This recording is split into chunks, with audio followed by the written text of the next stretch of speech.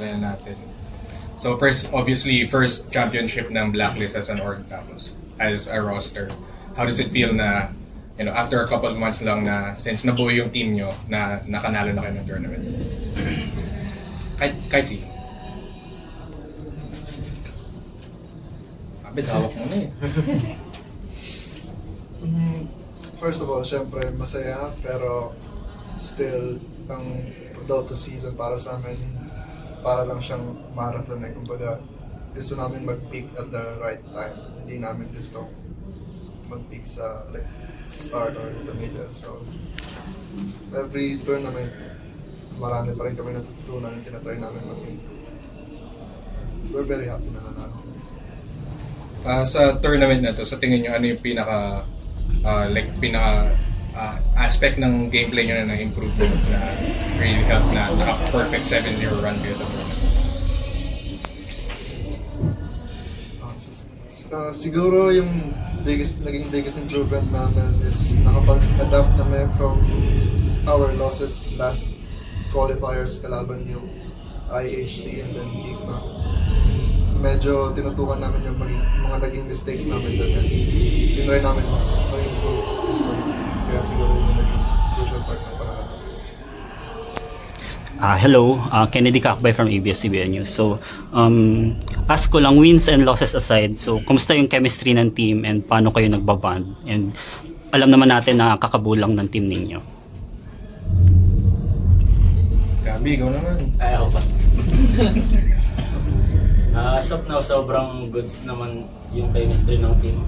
Sobrang laki ng tiwala sa isa't isa. Tapos, parang kahit magka-mistake man yung isa, chini-cheer up namin. Maging better na next month.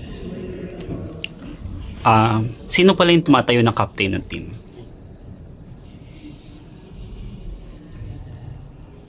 Captain? Yung captain namin ng team is si Abed. So basically siya yung most of the gameplay gumagawa. Siya sa decision making. If meron kaming kailangan pag-decidean, siya yung mostly nangibabaw sa lahat ng calls. Isa pang question for Abed po. Gaano kahalaga yung experience mo sa North America and paano mo ito nakikita na madadala sa stint mo with Blacklist? Siguro yung biggest thing na nadala ko yung pagiging Pinag ko yun Ay, good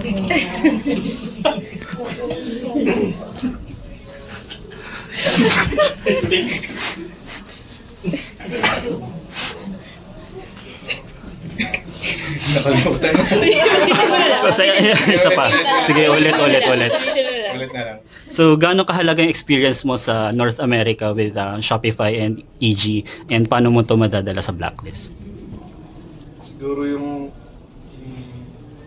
naging isa sa mga biggest contribution ko siguro yung pagiging calmness in game kasi napansin ko parang mas hype maglaro yung mga Asian players and then siguro different view lang sa mga kumbaga sa meta ng Southeast Asia or yung mga ginagamit na strategies ng Asian teams.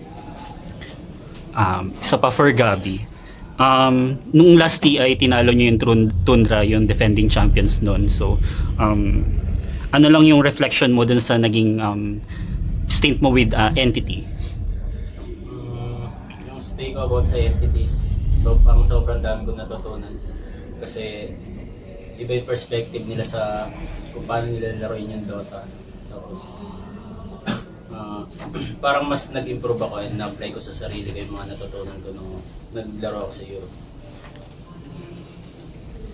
So for Raven and Tims, since may this new team may tatlong bagong players, kahit na medyo familiar naman na kayo sa isa't isa, ano yung mga pinakamalaking adjustments na ginawa nyo since kayo yung returning players from the previous team para ma-integrate si Abed, Gabi, si Carl?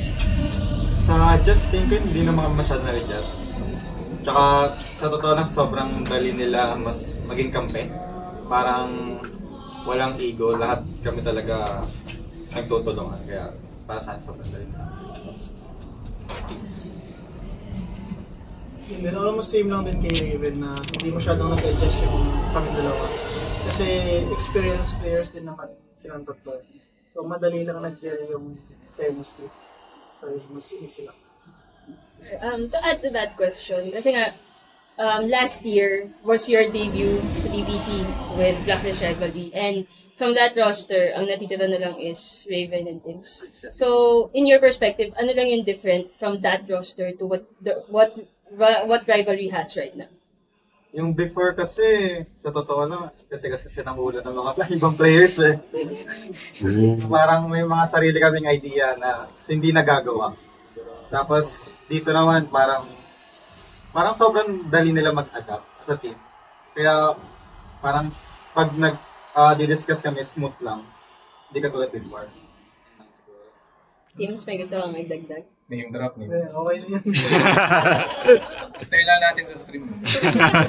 Kumalali lang, for the 3 newcomers, 3 tournaments in, kamusta na yung pag-blend nyo sa mga holdovers? Sabi namin.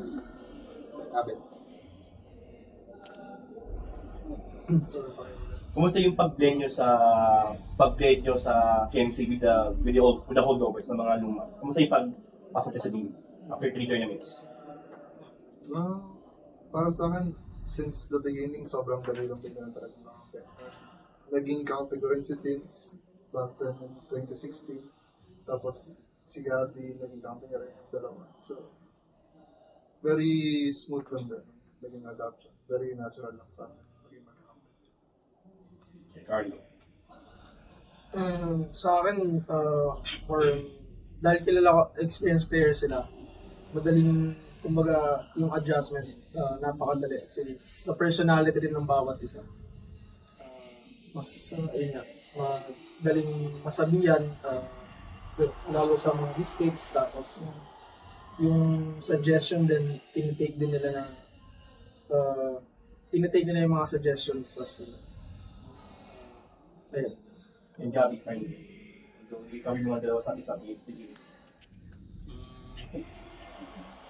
Yung una naman, sobrang dali since halos lahat sila nakampi ko na or kilala ko na sa personal. Parang sobrang open lang namin sa isa't isa about kung may mali man yung isa, sobrang open namin sa lahat ng ideas. Tapos, parang tinatry namin maging may power yung isa't isa para matuto din sa mga mistakes na nagagawa namin.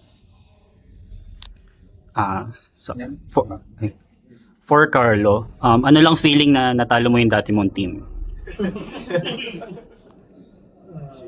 Masaya syempre. Natanggal ako doon. Isa pa, okay lang hindi mo sagutin, para kay Abed. So, siguro ito lang yung tanong ng mga fans, gaano kabigat si RTZ? Hindi, ito nga. Sino mas mabigat, RTZ o Raven? Ano lang, comparison lang naman ng Kenny. Wala naman. Paras magaling. Mapawalakit na lang sa text niya. Silang game 2, I don't know kung sino nag-chat si Abed. Paano nag-chat kung what ka ma-pressure? What was that all about? Hindi po.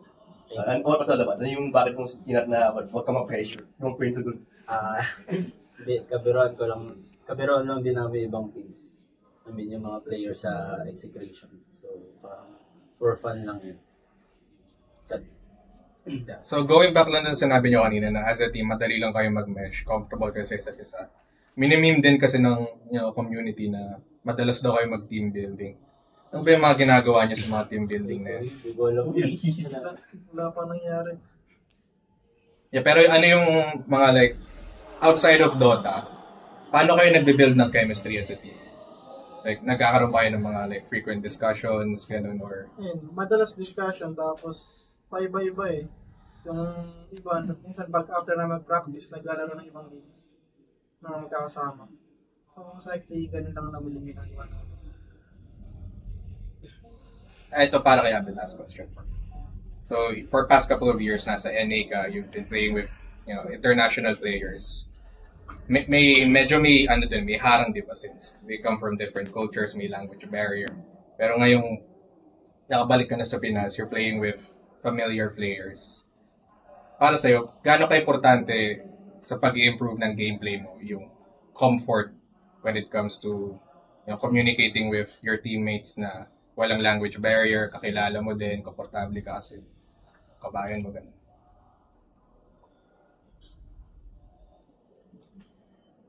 Sa mga previous teams ko, parang never naman naging issue yung communication problem or may language barrier. So ang biggest thing na siguro pinagkaiba sa team ko is mas madali akong magbigay ng ideas in game, like on the go.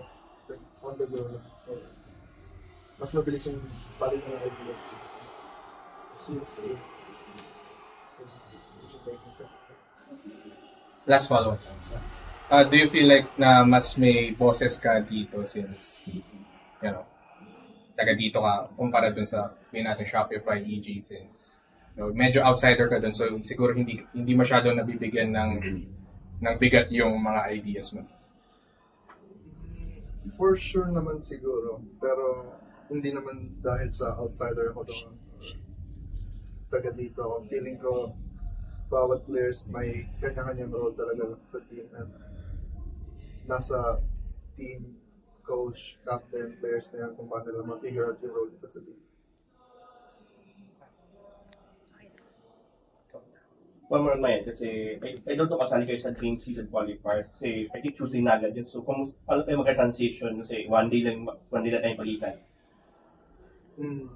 Tomorrow na. Wala transition. So paano yung transition yun?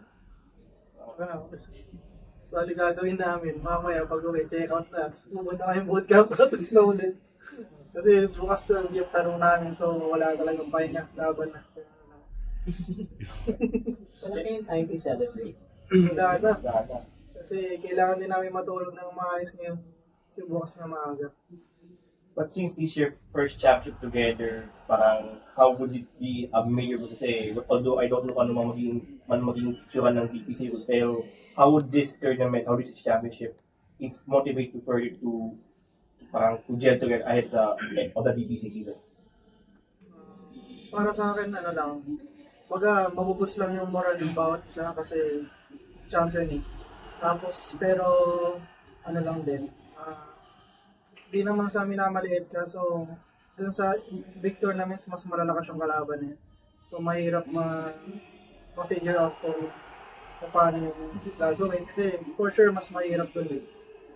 Kaya yun, lang kami, chill lang.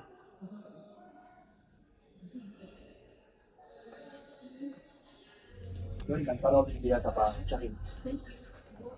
Congrats! Congratulations!